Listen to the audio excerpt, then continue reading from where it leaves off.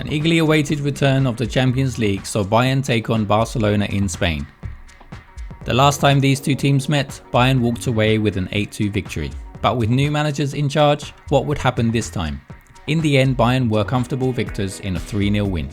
Ronald Koeman changed his formation for the game by starting with a back three, as his team lined up in a 3-1-4-2 formation, with Barca missing key players Ansu Fati and Dembele. It was a rather depleted front line that didn't cause Bayern any problems. Nagelsmann was able to field a strong lineup and started with a 4-2-3-1. Barca started the first half looking to play out from the keeper. Piqué would step into the area to receive the ball, leaving the third centre-back free to receive the ball, usually Garcia. With 55% of Barca's attacks coming down the left-hand side, Barca would look to get the ball to Alba.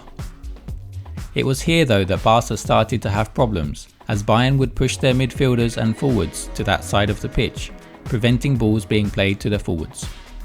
Bayern's main aim was to squeeze Barca into their own half by playing a very high line.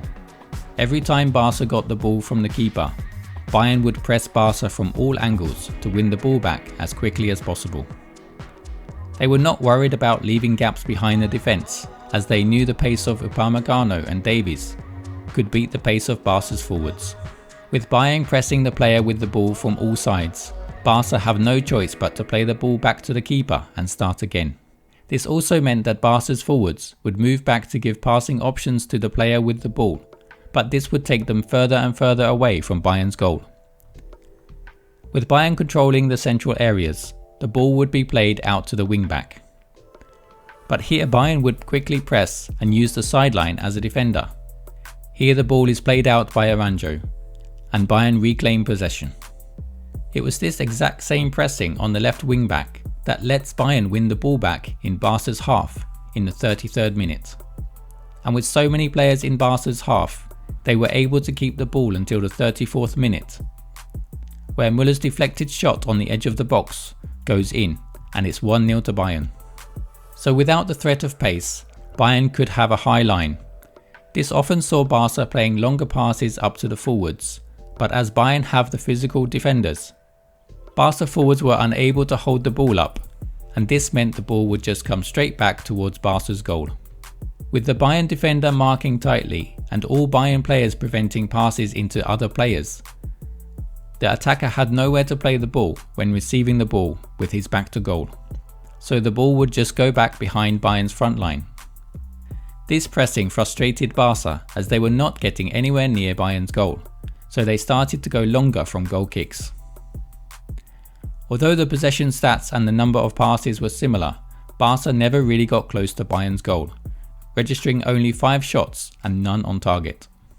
Barca, on the other hand, didn't press Bayern when playing out from the keeper, as this would have meant Barca's defenders pushing up to the halfway line, and they didn't want to leave space for Bayern's pacey forwards to run into. So, Bayern were easily able to play the ball out from the back and progress into the second phase. As mentioned earlier, Bayern would be able to play the ball out from the keeper easily, with Barca holding a 5-3-2 shape against Bayern's 4-2-4 shape in possession. It meant that Bayern could move the fullbacks higher up the pitch, which left a 3 versus 2. The free defender would carry the ball into the midfield, drawing a player towards him, and this would free up space to pass to the advanced fullback, often Davies. A big problem for Barcelona was Bayern's freedom of movement in the front. When one player comes short, another player would move into the space he vacated. Using this system, Bayern usually makes sure that they had 4 attackers on the edge of Barca's box at all times. With all this movement, it was almost impossible to shut out Bayern's attacks.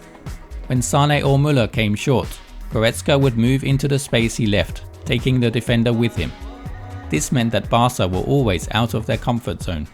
This freedom of movement has seen the Barca defence force back towards their goal, but this left Musiala free on the edge of the box. It is his shot that comes back off the post, and Lewandowski slots in the rebound to make it a comfortable 2-0 to Bayern. Lewandowski adds another before full time as Bayern win 3-0. Barca will have much easier games in the Champions League, but without Ansu Fati and an on-form Dembele, they don't look like they will trouble many teams this season. Do you think Barca could go all the way? Or will the Champions League be won by a German team?